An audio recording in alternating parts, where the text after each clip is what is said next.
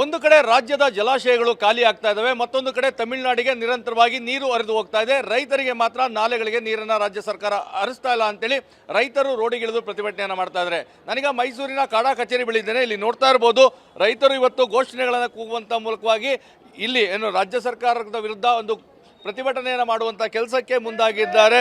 So ಪ್ರಮುಖವಾಗಿ ಇರುವಂಥದ್ದು ನಾಲೆಗಳಿಗೆ ನೀರನ್ನು ಹರಿಸಬೇಕು ಅಂತೇಳಿ. ಜಲಾಶಯ ತುಂಬಿದಂತಹ ಸಂದರ್ಭದಲ್ಲಿ ತಮಿಳುನಾಡಿಗೆ ಒಂದು ನೀರು ಹರಿಸುವಂಥ ಕೆಲಸವನ್ನು ರಾಜ್ಯ ಸರ್ಕಾರ ಮಾಡಿತ್ತು. ಆದರೆ ನಾಲೆಗಳಿಗೆ ನೀರನ್ನು ಹರಿಸ್ತಾ ಇಲ್ಲ. ಯಾಕಂದರೆ ರಾಜ್ಯ ಸರ್ಕಾರ ಮೊದಲೇ ಬೆಳೆಗಳಿಗೆ ಬೆಳೀಲಿಕ್ಕೆ ನೀರನ್ನು ಬಳಸಬೇಡಿ ಅಂತ ರೈತರಿಗೆ ಕರೆಯನ್ನು ಕೊಟ್ಟಿತ್ತು. ಆದರೆ ಕುಡಿಯುವ ನೀರು ಮತ್ತು ದನ ಕರು ಜಾನುವಾರುಗಳಿಗೆ ನೀರು ಬೇಕು ಅಂತೇಳಿ ರೈತರು ನಿರಂತರವಾಗಿ ಮನವಿಯನ್ನು ಮಾಡ್ತಾ ಇದ್ರು. ಇದೀಗ ಕಬಿನಿ ಜಲಾಶಯ ಸಹ ಖಾಲಿ ಆಗ್ತಾ ಇದೆ, ಮತ್ತೊಂದು ಕಡೆ ಕಾವೇರಿ ಕೊಳದಲ್ಲೂ ಸಹ ನೀರಿಲ್ಲ. ಇದರ ನಡುವೆ ನಿರಂತರವಾಗಿ ತಮಿಳುನಾಡಿಗೆ ನೀರು ಹರಿದು ಹೋಗ್ತಾ ಇರುವಂಥದ್ದು. ನಾಲೆಗಳಿಗೆ ನೀರನ್ನು ಹರಿಸಿದ್ರೆ ಕೆರೆ ಕಟ್ಟೆಗಳು ತುಂಬೋದು ಮತ್ತೆ ಅಂತರ್ಜಲವನ್ನು ವೃದ್ಧಿಗೊಳಿಸುವಂತಕ್ಕೆ ಸಹಕಾರಿಯಾಗ್ತದೆ. ಈ ಹಿನ್ನೆಲೆಯಲ್ಲಿ ತಮಿಳುನಾಡಿಗೆ ನೀರು ಹರಿಸೋದನ್ನು ನಿಲ್ಲಿಸಿ ಕೂಡಲೇ ನಾಲೆಗಳಿಗೆ ನೀರನ್ನು ಹರಿಸಬೇಕು ಅಂತೇಳಿ ರೈತರ ಒಂದು ಒತ್ತಾಯವಾಗಿದೆ. ಇವತ್ತು ಕಾಡಾ ಕಚೇರಿಗೆ ಮುತ್ತಿಗೆ ಹಾಕಲಿಕ್ಕೆ ರೈತರು ಮುಂದಾಗಿದ್ರು. ಈ ಸಂದರ್ಭದಲ್ಲಿ ಪೊಲೀಸರನ್ನು ತಡೆದ ಕಾರಣಕ್ಕಾಗಿ ಒಂದು ರಸ್ತೆ ತಡೆ ನಡೆಸಿ ಹೋರಾಟವನ್ನು ನಡೆಸುವಂತಹ ಕೆಲಸವನ್ನ ರೈತರು ಮಾಡಿದ್ರು.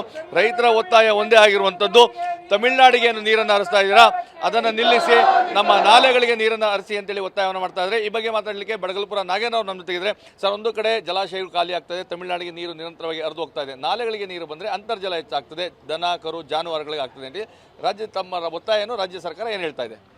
ನಾವು ಯಾವಾಗಲೂ ಕೂಡ ಕೆರೆ ಕಟ್ಟೆಗೆ ಮೊದಲು ನೀರು ತುಂಬಿಸ್ಬೇಕು. ಅದರಲ್ಲಿ ಜಾನುವಾರುಗಳಿಗೂ ಅನುಕೂಲ ಆಗುತ್ತೆ, ಅಂತರ್ಜಲ ಇಂಪ್ರೂವ್ ಆಗುತ್ತೆ, ಬರವನ್ನು ಎದುರಿಸೋಕ್ಕೆ ನೀರಿನ ಕಡಿಮೆ ಬಳಸೋಕ್ಕೆ ಅವಕಾಶ ಆಗುತ್ತೆ. ಈ ಸರ್ಕಾರಗಳು ಅವಿವೇಕಗಳು ಮತ್ತು ಅಧಿಕಾರಿಗಳು ಡ್ಯಾಮ್ ತುಂಬೋ ಗಂಟೆ ಏನೂ ಯೋಚನೆ ಮಾಡಲ್ಲ. ಡ್ಯಾಮ್ ತುಂಬಲು ಬರೀ ತಮಿಳುನಾಡಿಗೆ ಹರಿಸ್ತಾರೆ.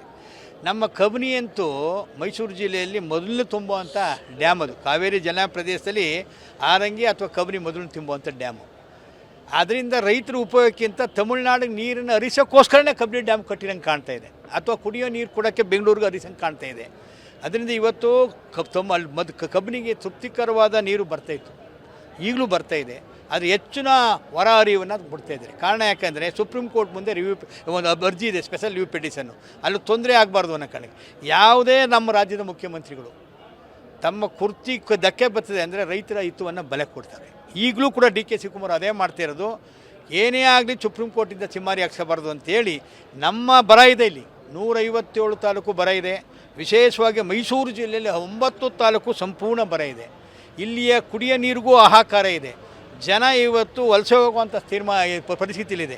ಅಟ್ಲೀಸ್ಟ್ ಕಬಿನಿ ಹಚ್ಚಿಟ್ಟಿಗೆ ಕಟ್ ನೀರಾರೋ ಬಿಟ್ಟರು ನಾವು ಬದುಕತ್ತೀವಿ, ಬೆಳೆ ರಕ್ಷಣೆ ಮಾಡ್ಕೊತೀವಿ, ಅಲ್ಪಾವಧಿ ಕ್ರಾಪ್ಗಳು ಭತ್ತವನ್ನು ಬೆಳ್ಕೊತೀವಿ. ನಮ್ಮ ಕಾವೇರಿಯಲ್ಲಿ ಮೊನ್ನೆ ತೀರ್ಮಾನ ತಗೊಂಡಿದ್ದಾರೆ, ಇಲ್ಲಿ ಇನ್ನೂ ಮೀನಾಮೇಷ ಹೇಳ್ತಿದ್ದಾರೆ. ಇವತ್ತು 5 ಗಂಟೆವರೆಗೆ ಏನೋ ಸಭೆ ಇದೆ ಅಂತ ಹೇಳ್ತಾರೆ.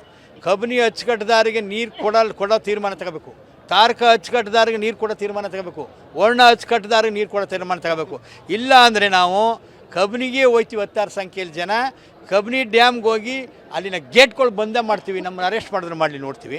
ಅದರಿಂದ ನೀರನ್ನು ಹರಿಸಲೇಬೇಕು. ಕಬಿನಿ ಅಚ್ಚುಕಟ್ಟಿಗೆ, ವರ್ಣ ಅಚ್ಚುಕಟ್ಟಿಗೆ, ತಾರಕ ಅಚ್ಚುಕಟ್ಟು ನೀರು ಹರಿಸಲೇಬೇಕು. ಒಂದು ಕಡೆ ರೈತರು ದೇಶದ ಬೆನ್ನೆಲುಬು ಹೇಳ್ತಾರೆ, ರೈತರಿಗಾಗಿ ಎಲ್ಲ ಇರುವಂಥದ್ದು ಅಂತೇಳಿ. ಸೊ ಸಾಕಷ್ಟು ಮನವಿ ಮಾಡಿದ್ರು, ಯಾಕೆ ನಾಲೆಗಳಿಗೆ ಹೆಚ್ಚಿನ ಪ್ರಮಾಣದಲ್ಲಿ ನೀರು ಬರ್ತಾ ಇಲ್ಲ?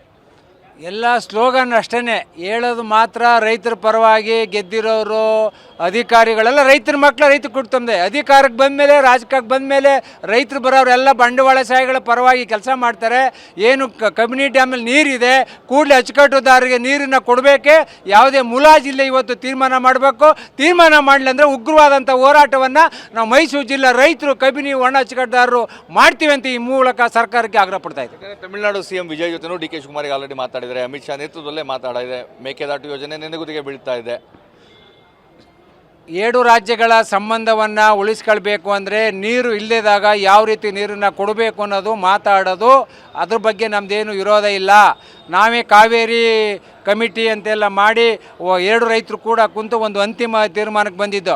ಇವತ್ತೇನು ಟ್ರಿಬ್ಯುನಲ್ಲಿ 284 TMC ನೀರನ್ನು ಕರ್ನಾಟಕ ಸದ್ಬಳಕೆ ಮಾಡ್ಕೋಬೇಕು ಅಂತ ಅಲೋಕೇಶನ್ ಮಾಡಿದೆ.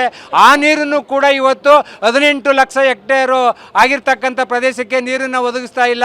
ಕಟ್ಟಕಡೆಯ ರೈತರಿಗೆ, ಕಟ್ಟಕಡೆಯ ಭಾಗದ ರೈತರಿಗೆ ನೀರು ಹೋಗುವಂಥ ಕೆಲಸವನ್ನು ಸರ್ಕಾರಗಳು ಮಾಡ್ತಾ ಇಲ್ಲ. ಇದನ್ನು ಮೊದಲು ಮಾಡಬೇಕು. ಈ ಹಿಂದೆ ಕಬಿನಿಗೆ ಬಾಗಿನ ಅರ್ಪಿಸುವಂಥದ್ದು, ಯಾಕಂದರೆ ರಾಜ್ಯದಲ್ಲೇ ಮೊದಲು ತುಂಬುವಂಥ ಜಲಾಶಯ, ಆ ಸಂಪ್ರದಾಯವನ್ನು ಸಹ ಬಿಟ್ಬಿಟ್ಟಿದ್ದಾರೆ ಈಗ. ಸೊ ಏನಾಗ್ತಾ ಇದೆ ಅಂತ ಏನು ಈಗ ಅವ್ರು ಕುರ್ಚಿ ಉಡ್ಸ್ಕೊಳ್ಳೋಕ್ಕೆ ಏನೇನು ಪ್ರಯತ್ನಗಳು ಮಾಡಬೇಕು ಆ ಪ್ರಯತ್ನಗಳನ್ನ ಮಾಡ್ತಾಯಿದ್ದಾರೆ. ಅವ್ರಿಗೂ ರೈತರನ್ನ ಹಿತವನ್ನೂ ಬೇಕಾಗಿಲ್ಲ, ಮತ್ತು ರಾಜ್ಯದ ಜನರ ಹಿತವನ್ನೂ ಬೇಕಾಗಿಲ್ಲ. ಅವರಿಗೆ ದುಡ್ಡು ಮಾಡಬೇಕು, ಮುಂದಿನ ಎಲೆಕ್ಷನಲ್ಲಿ ಗೆಲ್ಲಬೇಕು, ಇಷ್ಟೇ ಅವ್ರ ಅಜೆಂಡವನ್ನು ಇಟ್ಕೊಂಡು ಕೆಲಸ ಮನ್ನವನ್ನು ಮಾಡ್ತಾ ಇದ್ದಾರೆ. ಇದು ರೈತರ ಎಚ್ಚರಿಕೆ. ಇವತ್ತು 5 ಗಂಟೆವರೆಗೂ ಕಾಲಾವಕಾಶವನ್ನು ಕೊಡ್ತೇವೆ. ನಾಲೆಗಳಿಗೆ ಸಮರ್ಪಕವಾದಂತಹ ನೀರನ್ನು ಹರಿಸಬೇಕು, ಇಲ್ಲವಾದ್ರೆ ಕಬಿನಿ ಜಲಾಶಯಕ್ಕೆ ತೆರಳುತ್ತೇವೆ, ಕಬಿನಿ ಜಲಾಶಯವನ್ನ ವಶಕ್ಕೆ ಪಡೆಯುವಂತಹ ಕೆಲಸವನ್ನ ಮಾಡ್ತೇವೆ ಅನ್ನೋ ಒಂದು ಎಚ್ಚರಿಕೆಯನ್ನ ನೀಡಿರುವಂತದ್ದು. ಕ್ಯಾಮರಾ ಪರ್ಸನ್ ಜೀವನ್ ಜೊತೆ ರಾಮ್, TV9 ಮೈಸೂರು.